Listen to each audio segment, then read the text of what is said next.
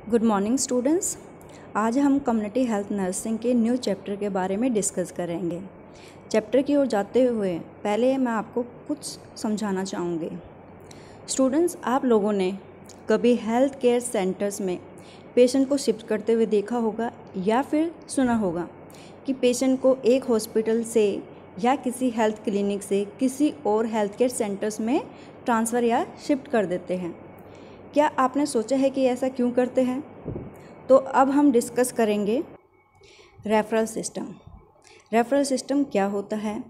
आप सभी इस वीडियो लेक्चर को ध्यान से देखें और समझें। रेफरल सिस्टम से क्या समझते हैं? रेफ़र मतलब किसी पेशेंट को एक जगह से दूसरी जगह पर रेफ़र कर देना, मतलब ट्रांसफ़र कर देना या फिर शिफ्ट कर देना for the better care treatment के लिए। अब हम इसकी डेफिनेशंस को समझेंगे। रेफरल सिस्टम क्या होता है? Referral system is a defined as a system of transferring cases which are beyond the technical competence of one infrastructure to a high level infrastructure और institution having technical competency and all other resources to provide desired health services। ये क्या कहना चाह रहा है? Referral system का मतलब होता है जब हम पेशेंट को लो हेल्थ केयर सेंटर से हाई हेल्थ केयर सेंटर्स में ट्रांसफ़र करते हैं, उसको बेस्ट ट्रीटमेंट प्रोवाइड करने के लिए या फिर कोई अदर बेस्ट सर्विसेज प्रोवाइड करने के लिए हम पेशेंट को रेफ़र करते हैं एक जगह से दूसरी जगह पे, लो सेंटर से हाई सेंटर की तरफ फॉर बेस्ट ट्रीटमेंट प्रोवाइड करने के लिए। Next, referral does not mean transferring responsibility but it's sharing responsibility in patient care। मेरा बच्चा, रेफरल सिस्टम का मतलब ये नहीं होता कि हम अपनी रिस्पॉन्सिबिलिटी को ट्रांसफ़र कर रहे हैं एक पर्सन से दूसरे पर्सन को। रेफरल सिस्टम का एक्चुअल मतलब होता है कि किसी भी पेशेंट की रिस्पॉन्सिबिलिटी को शेयर करना, ना कि अपनी रिस्पॉन्सिबिलिटी को ट्रांसफ़र करना।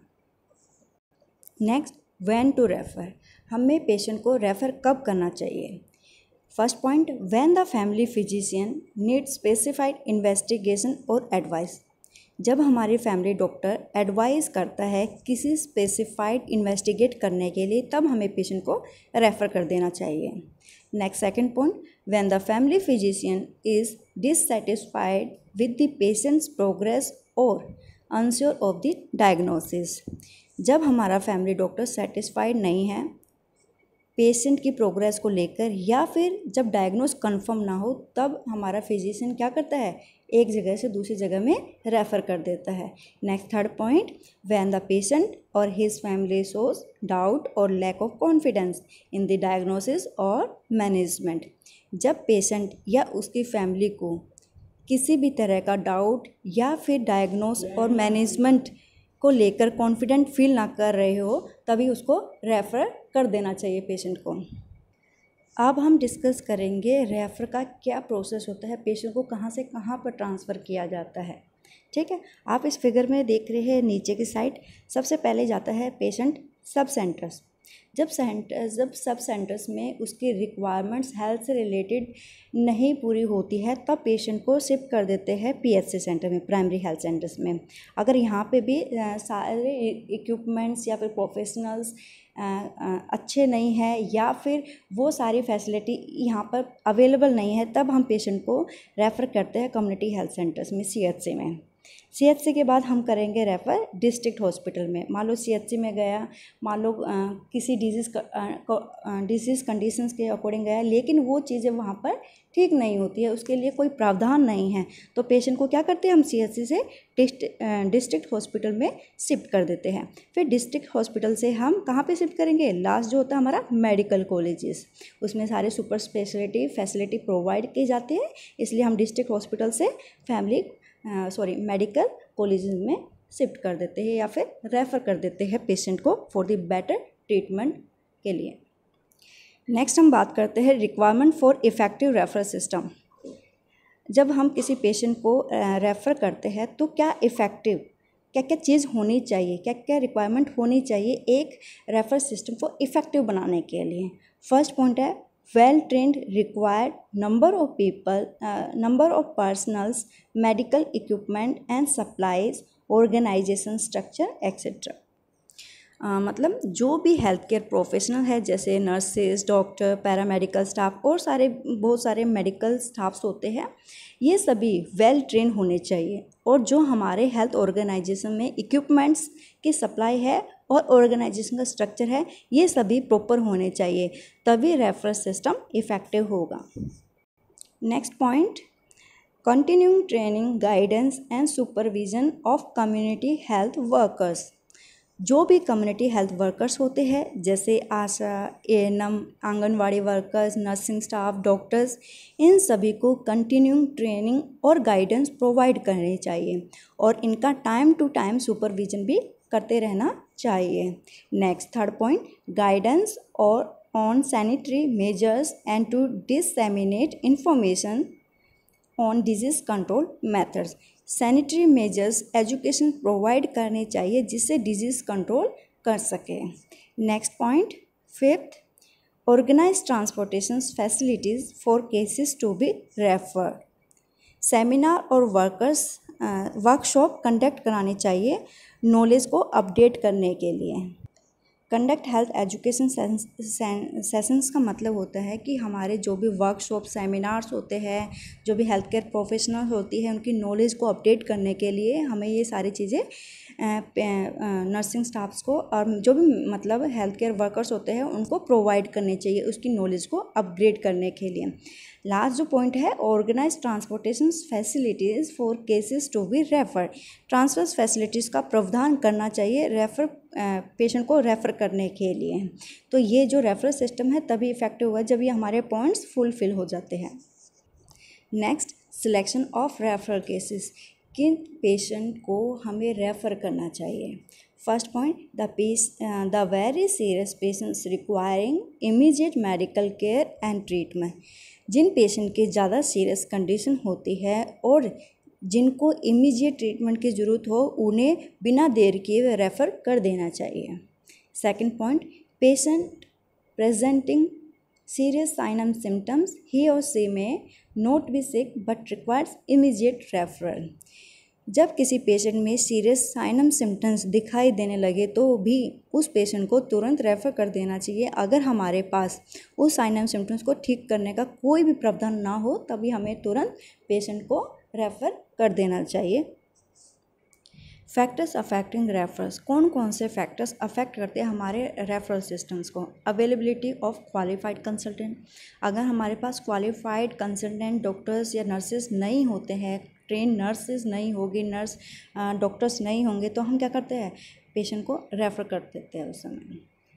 ओके और कई बार हम जब रेफ़र कर रहे हैं तो हमें वहाँ की सिचुएशन भी देखनी होगी, वहाँ पे क्वालिफाइड हेल्थ प्रोफेशनल प्रेजेंट है या नहीं है। Next second point, physician speciality. According to this speciality वहाँ पे जब हम रेफ़र कर रहे हैं या फिर हम जहाँ से रेफ़र कर रहे हैं वहाँ पे स्पेशलिटी का प्रावधान ना होकर हम कहीं और ट्रांसफ़र कर रहे हैं तो वहाँ पे भी हमें अवेलेबिलिटी को जानना है कि वहाँ पे इस पेशेंट की कंडीशंस के अकॉर्डिंग वहाँ पे स्पेशलाइज्ड पर्सन है या नहीं है। नहीं तो क्या है, हमारा जो रेफरल सिस्टम है वो अफेक्ट कर देता है, अफेक्ट करेगा और पेशेंट को भी हानि होगी और हमारे हेल्थ केयर सिस्टम में भी प्रॉब्लम आती है। नेक्स्ट है लेंथ ऑफ द ट्रेनिंग। जो ट्रेनिंग प्रोवाइड की जाती है उसमें भी ज़्यादा लेंदी नहीं होना चाहिए, क्योंकि हम जैसे रेफ़र कर रहे हैं तो वहाँ पे क्या पता है ज़्यादा टाइम लगे या फिर हमारे यहाँ पे अवेलेबिलिटी उन रिसोर्सेज की नहीं है और वहाँ पे हम क्या कर रहे हैं, टाइम को वेस्ट कर रहे हैं। ट्रेनिंग प्रोवाइड कर रहे हैं, उनमें टाइम वेस्ट हो रहा है, फिर हम उनको सिखाएंगे तब वो पेशेंट को केयर करेंगे, ऐसा भी नहीं होना चाहिए। हमारे पास फुल ट्रेंड होने चाहिए। नेक्स्ट है अनएक्सप्लेन्ड फाइंडिंग्स। अनएक्सप्लेन्ड फाइंडिंग का मतलब होता है जो प्रॉब्लम हुई है पेशेंट को उसकी फाइंडिंग्स ना हो पाना, then it will affect the referral system. Next last point, uncertainty of diagnosis. Proper diagnose का पता ना चल पाना तब भी रेफरल अफेक्ट कर सकता है।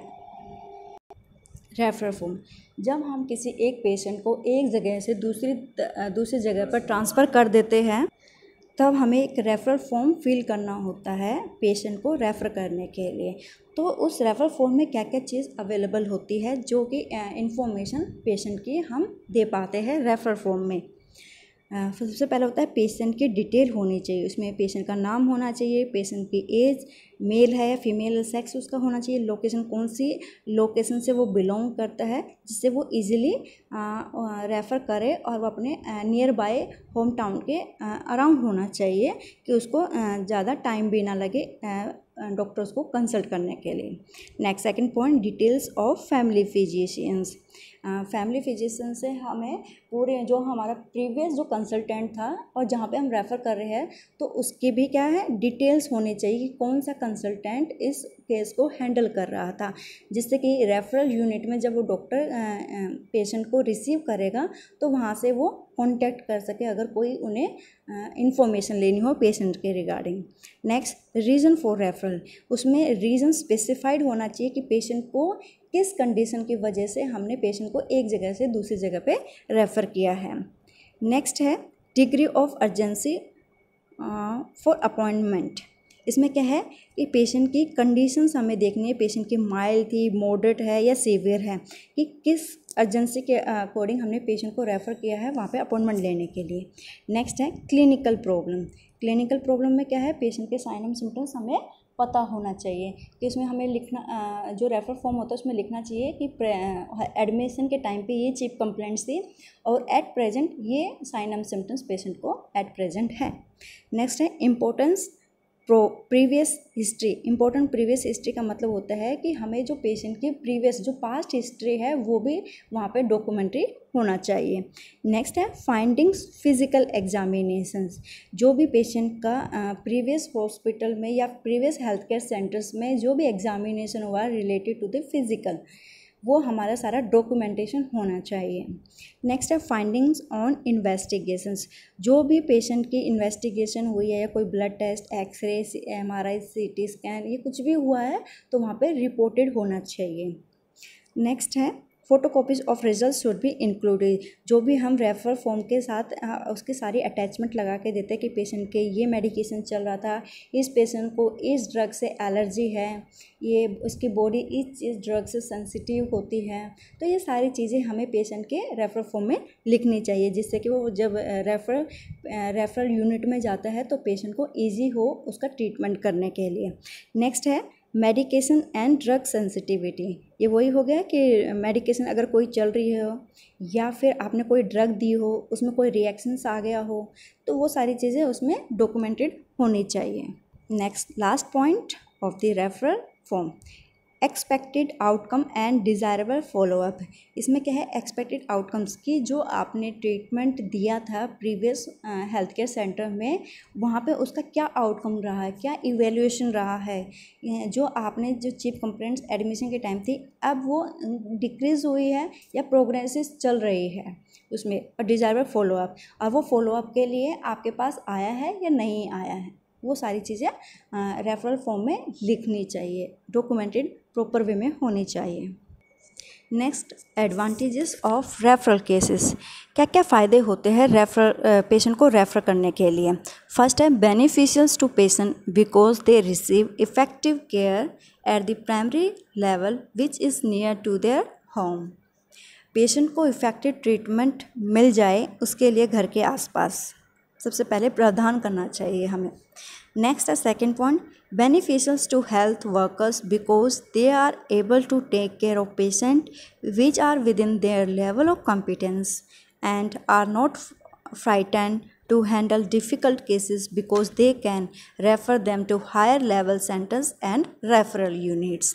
हेल्थ केयर वर्कर्स को बेनिफिट्स मिल जाना रेफर पेशेंट की केयर करने के लिए अपनी कॉम्पिटेंसीज के अकॉर्डिंग, और अगर पेशेंट की ज़्यादा सीरियस प्रॉब्लम होती है तो वो health care worker higher level centre पर रेफ़र कर देता है। नेक्स्ट है disadvantages of self referral and direct access to hospital. जब पेशेंट अपने आप रेफ़र चाहता है, डायरेक्ट अप्रोच करता है रेफ़र के लिए, सेटिस्फाइड होने की वजह से वो करता है, तो उसके बाद क्या क्या प्रॉब्लम आ सकती है पेशेंट को। फर्स्ट है इनसफिशिएंट केयर अच्छे से ना मिल पाने की वजह से पेशेंट अपने आप अप्रोच करता है रेफ़र करने के लिए। सेकंड है इंक्रीज वेटिंग टाइम, उसको उसके ट्रीटमेंट के लिए उसके डाउट्स को क्लियर करने के लिए ज़्यादा टाइम लगाते हैं प्रोफेशनल्स। तो इसलिए वो भी क्या करता है, उसको अटेंशन नहीं मिल पा रही है तो वो अपने आप को रेफ़र करने की कोशिश करवाता है। थर्ड है lack of continuing and follow up. Patient तब भी अपने आप को रेफ़र करवाने की कोशिश करता है जब पेशेंट की कंटिन्यूइंग नहीं हो पाती है या फॉलोअप नहीं कर पाता है। नेक्स्ट है लूजिंग वे between hospital different sectors. Hospital search करने में प्रॉब्लम आ सकती है पेशेंट जब वो खुद ही रेफ़र चाहता है, उसके डायग्नोस के अकॉर्डिंग कौन कौन सा हॉस्पिटल उसके लिए सूटेबल रहेगा, उसको ज़्यादा नहीं पता है कि कौन सा हॉस्पिटल उसके लिए बेस्ट ट्रीटमेंट प्रोवाइड कर सकता है, क्योंकि अपने आप ही वो रेफ़र करवाने की कोशिश कर रहा है। तो कई बार क्या होते हैं, कई बार जो प्रोफेशंस होते हैं वो अच्छे से नहीं गाइड कर पाते हैं, क्योंकि पेशेंट अपने आप डिपेंड होना चाहता है अपने डायग्नोस के अकॉर्डिंग, अपने ट्रीटमेंट के अकॉर्डिंग। ठीक है। नेक्स्ट है wastage of resources at all levels. जब पेशेंट अपने आप ही अपने आप को रेफ़र करवाने की कोशिश करता है या अप्रोच करता है, तब क्या होता है, काफ़ी रिसोर्सेज का वेस्टेज पेशेंट को हो सकता है that time. Nurses role in referral system. Referral system में नर्सिस का क्या रोल होता है? First point, observe and collect information about the illness, trauma related situations, factors etcetera. Proper knowledge होना चाहिए नर्सिस को, पेशेंट को क्यों रेफ़र किया गया है, उसके क्या क्या साइन एंड सिम्टम्स थे, क्या medical, past historical, surgical history and all, ये सभी नर्स को पता होना चाहिए जो पेशेंट रेफ़र होने वाला है। Next second point, identifies the nature of illness और emergency and its seriousness. Patient को इलनेस का नेचर पता होना चाहिए कि पेशेंट कितना सीरियस है, माइल्ड है, मॉडरेट है, सीवियर है। ये नर्सेस को पेशेंट के बारे में एग्जैक्ट कंडीशंस पता होनी चाहिए। नेक्स्ट है provide immediate treatment care with in her competent standing order and resources available. Available resources के साथ पेशेंट की केयर करनी चाहिए। Next point, assess the casualty और फैमिली मेम्बर्स और एनी अदर पर्सन्स अकम्पनिंग। यहाँ पे नर्सेज को पेशेंट की कंडीशंस को अच्छे से एक्सप्लेन करना चाहिए और उन्हें अच्छे से समझाना चाहिए, उसके डाउट्स को क्लियर करना चाहिए, चाहे पेशेंट को चाहे पेशेंट्स के जो फैमिली मेम्बर्स होते हैं या उनके कोई डाउट होते हैं तो उनको क्या करना चाहिए, क्लियर करना चाहिए। नेक्स्ट है explain about the seriousness of the problem situations and need for reference to the casualty. Nurse को एक्सप्लेन करना चाहिए कि उसके जो पेशेंट की जो सीरियस कंडीशंस है उसके एक्चुअल सिचुएशन को बताना चाहिए कि आपकी ये सीरियस प्रॉब्लम है और आपको कौन कौन सी कैजुअलिटी की क्या क्या रिक्वायरमेंट्स है, कौन से आपको ट्रीटमेंट की रिक्वायरमेंट है, तभी पेशेंट को हमें बताना चाहिए कि आपको क्यों रेफ़र किया जा रहा है। नेक्स्ट है fill up the referral form as desired and hands over the same with related document to be given to the health professionals in refer health centers। जब हम पेशेंट को रेफ़र कर रहे होते हैं तो नर्स की रिस्पॉन्सिबिलिटी होती है जितने भी डॉक्यूमेंट्री पेशेंट की कंडीशन के अकॉर्डिंग फाइलिंग बनी होती है वो सारी हमें डॉक्यूमेंटेड करके रेफरल सेंटर में सेंड कर देनी चाहिए पेशेंट के साथ। Next 7 point, arrange for transport of the patients according to the feasibility as soon as possible। हमें जब पेशेंट को रेफ़र करना है तो हमें ट्रांसपोर्ट फैसिलिटी भी प्रोवाइड करनी चाहिए रेफ़र पेशेंट्स के लिए। नेक्स्ट है may do the telephonic consultations और provide informations to refer health centres.